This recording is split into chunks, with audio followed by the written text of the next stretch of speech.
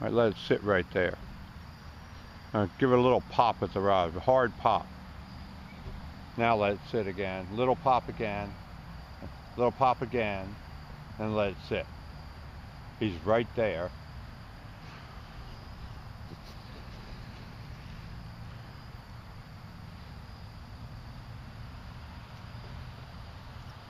All right, that's it. There you go. See how that worked? That's how you work the popper. See, they're small fish, but the point is that's the cadence they wanted it. That's how they wanted it presented. I barely had him too. Yeah, go see, they're small, but when those bigger ones get it, when we get up in the Susquehanna, we're gonna hit it.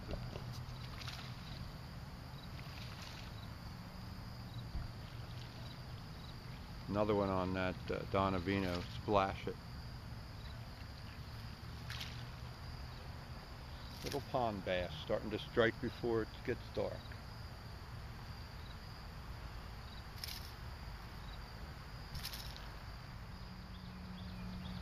There's one, huh?